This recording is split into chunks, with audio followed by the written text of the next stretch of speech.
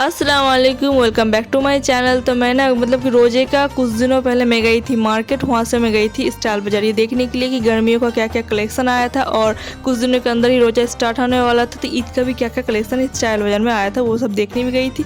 और मुझे कुछ एक दो सामान भी लेना था, वो सब लेने भी गई थी। तो बस वही एक एक सामान को देख भी रही थी और वहाँ पे घूम भी रही थी। यहाँ पे मैंने ना एक आइसक्रीम जमाने का मोल्ड लिया था और ये एक प्लाजो भी मैंने लिया था। हम लोग के यहाँ पे जो स्टाइल बाजार होता है ना, उसमें एक पोर्शन में बच्चों का, एक पोर्शन में मेंस का और एक पोर्शन में वुमेन्स के भी कपड़े रखे हुए होते हैं, और एक पोर्शन में जितने भी क्रोकरी सेट होते हैं वो सारा रखा हुआ था। तो मैं यहाँ पे कपड़े देखने के बाद मैं यहाँ पे आ गई थी क्रोकरी सेट देखने के लिए, और मुझे एक कॉफ़ी कप भी चाहिए था, तो वही मैं चूज़ कर रही थी और हस्बैंड को पूछ रही थी कि दोनों में से कौन सा ज़्यादा अच्छा लग रहा है। और यहाँ पे किचन रिलेटेड सामान भी बहुत सारा मिल जाता है और बहुत वेराइटीज़ में यहाँ पे मिल जाता है। और मेरा तो ऐसा कुछ माइंड में सेट था नहीं कि मुझे ये लेना है वो लेना है, वो पर्पस में आई थी, ऐसा कुछ नहीं था। पर मार्केट आई थी ना, तो मुझे हर तरफ एक्सप्लोर करना था, इसलिए मैं स्टाइल बाजार भी यहाँ पे आ गई थी। और मैंने कुछ घर के छोटे मोटे सामान लेने के बाद मैं यहाँ पे निकल रही थी। और ये वाला क्लिप ना मेरे पास बहुत दिनों से रखा हुआ था, मैंने कोई वीडियो में ऐड ही नहीं किया था, मतलब मुझे याद ही नहीं रहा कि ये वाला क्लिप भी ऐड करना है। पर मैंने सोचा चलो इस वाले वीडियो का आज के दिन स्टार्ट करने से पहले जो मैं मार्केट गई थी वो वाला क्लिप भी ऐड कर दूँ। तो जी आते हैं आज वाले व्लॉग में। मैंने यहाँ पे युआन को पराठे दे दिया था दोपहर को खाने के लिए, और अब डायरेक्ट आते हैं असर के टाइम पे। ठीक है, यहाँ पे मैं असर की नमाज अदा करने के बाद मैं यहाँ पे आ गई थी किचन पे। और यहाँ पे जब आलू देख रहे हो ना साइड पे, ये सारे बॉईल करे हुए आलू है, ये मुझे छीलना है। और यहाँ पे मैं सबसे पहले तो मैं आटा गूंद रही थी।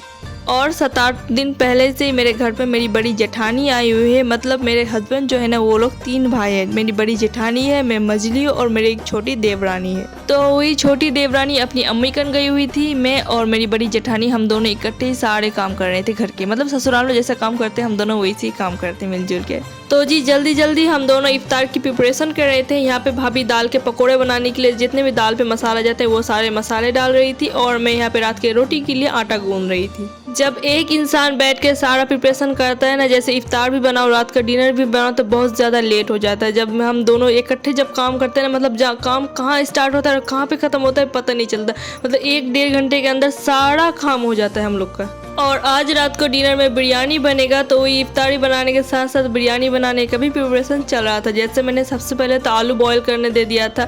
आलू जब अच्छी तरह से बॉईल हो चुका था उसे मैंने रूम टेम्परेचर बनाने के लिए रख दिया था, और साथ ही साथ मैं यहाँ पे आटा भी गूंद रही थी। और आटा जब मेरा गूंदा हो चुका था तब मैंने आलू को चेक किया था, आलू मतलब थोड़ा सा गर्म था, तो मैं वही सारे आलू को छील लूँगी। और आटा को मैंने रख दिया था थोड़ा सा रेस्ट करने के लिए, और साथ ही साथ प्याज को भी गोल्डन ब्राउन होने के लिए रख दिया था। मतलब एक साथ ना बहुत सारा काम चल रहा था इकट्ठे, मतलब जब 2 इंसान होते हैं तो ऐसे ही चलता है हम लोग के घर पे।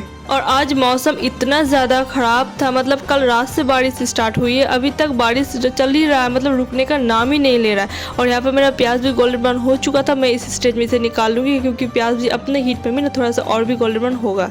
गोल्डन ब्राउन किए हुए सारे प्याज निकालने के बाद हमने जो बॉईल किया हुआ आलू को छील के रखा था वो सारा आलू भी इसमें ऐड कर देंगे, ताकि आलू भी थोड़ा सा फ्राई हो जाए। क्योंकि हमारे घर पे ना बिरयानी में थोड़ा सा फ्राई किए हुए आलू ज़्यादा पसंद किया जाता है। उबाला हुआ डायरेक्ट आलू इस्तेमाल हो जाता है पर उतना कोई पसंद नहीं करता, फ्राई किया हुआ आलू ज़्यादा पसंद करता है।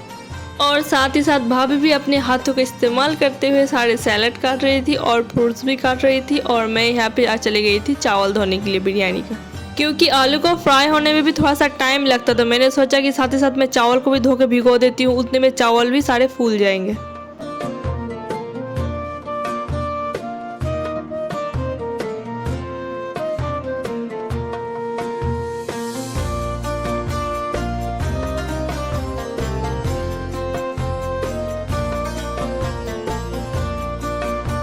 चावल को मैंने भिगो कर रख दिया था, और यहाँ पे मैं आ गई थी पोहा फ्राई करने के लिए। हमारे घर पे ना इफ्तारी पे कुछ रहे या ना रहे, पोहा फ्राई तो होना ही होना है, मेरे हस्बैंड को तो चाहिए ही चाहिए। और साथ ही साथ यहाँ पे आलू भी सारे फ्राई हो रहे थे। हमारे बीच में ना कभी ये नहीं रहा कि आप ये कम करो तब मैं ये कम करूँगी, ऐसा नहीं, मतलब जैसे जैसे काम चलता रहता है ना वैसे वैसे हम काम के साथ साथ ढलते रहते हैं। और यहाँ पे भाभी सारे फ्रूट्स काट के इसे बड़े सारे थाली में सारे फ्रूट्स को असेंबल कर रही थी। और आज हम दोनों ने इफ्तार बहुत सिंपल रखा था, क्योंकि रात को जाहिर सी बात है डिनर में बिरयानी बनने वाली थी, तो इफ्तार अगर ज़्यादा खा लोगे तो डिनर में बिरयानी खाया नहीं जाएगा, इसलिए इफ्तार में कुछ फ्रूट्स काट लिए थे और पोहा फ्राई कर लिया था, दाल के पकौड़े बना लिया था और 1-2 चीज़ें और बना लिया था। यहाँ पे जो मैं रोटी बना रही थी ना, ये रोटी एक्चुअली डिनर के लिए नहीं था, ये रोटी था सहरी के लिए। क्योंकि मुझसे और मेरी भाभी से ऐसे होता नहीं कि मतलब रात को आधी रात को उठ के कुछ पका के खा लो, ऐसे नहीं। हम लोग का बच्चा तो हम लोग एक खजूर मुँह में डाल के रोज़ा रख ले, इस तरह का हम लोग का सिचुएशन हो जाता है। क्योंकि हम लोग सोते ही रात 12 बजे हैं, इसलिए हम लोग इफ्तारी में भी ना सहरी का खाना बना लेते हैं। जिसे रोटी खाना है उसके लिए रोटी, और जिसे पराठे खाना है उसके लिए पराठे बना लेते हैं। जब इफ्तारी का टाइम आता है तब डायरेक्ट निकालते हैं और माइक्रोवेव में डाल के गर्म कर लेते हैं। और मैं तो कभी कभी ब्रेड में जेली लगा के, 1-2 ब्रेड में जेली लगा के खा के भी रोज़ा रख लेती हूँ। मुझ में इतनी ज़्यादा मैं आलसी हो जाती हूँ सुबह सुबह उठने में, और किसी तरह सिर्फ नमाज अदा करती हूँ।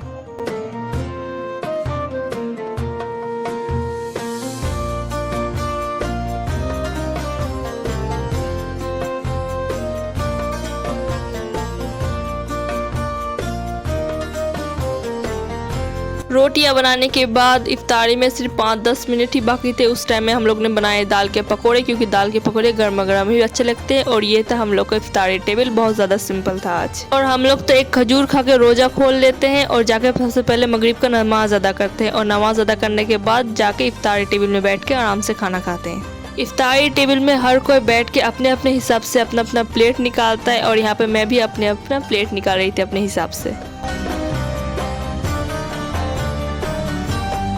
और इफ्तारी खाने के बाद हम सब फिर से आ गए थे किचन में। यहाँ पे भाभी बना रही थी चाय और मैं यहाँ पे बना रही थी पराठे। मतलब रोटी बनाने के बाद ना टाइम हो गया था इफ्तारी खोलने का, तो हम सब रोटी बनाने के बाद सारा कुछ रैप करने के बाद चले गए थे इफ्तारी खोलने को।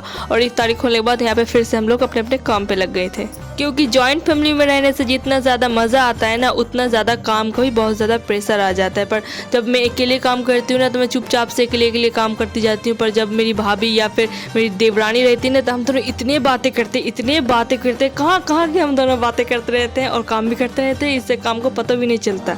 उसके बाद जी यहाँ पे रात को 8 बज गए थे और हम आए थे बिरयानी बनाने के लिए। सच कहूँ तो हम लोग का बिल्कुल हम दोनों का मन नहीं कर रहा था अब बिरयानी बनाने के लिए, क्योंकि हालत ख़राब हो चुकी थी हम दोनों की। पूरा दिन रोज़ा रख के काम करो, और रोज़ा खोलने के बाद ज़रा से भी हम दोनों ने रेस्ट भी नहीं किया था। और आज पूरा दिन भी ऐसे कैसे बादलों भरा घिरा हुआ था ना, तो धूप भी नहीं निकला था, मूड भी ज़्यादा अच्छा नहीं था हम दोनों का।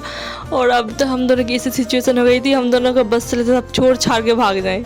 पर फिर भी हम दोनों ने हिम्मत पकड़ी और बिरयानी का काम ख़त्म किया। बिरयानी ख़त्म करते करते ना, और दम देते देते रात के 10 बज चुके थे।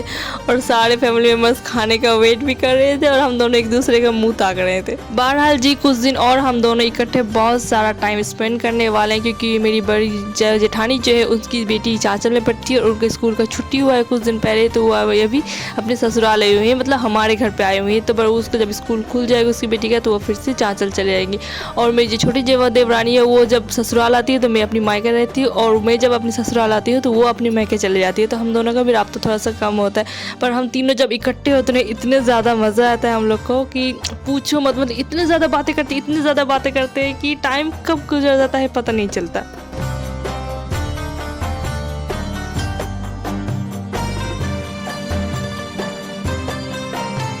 तो जी यहाँ तक इतने ही, मिलते हैं आपसे नेक्स्ट ब्लॉग में। तब तक के लिए अल्लाह हाफिज़, and don't forget to like, share, subscribe to my channel.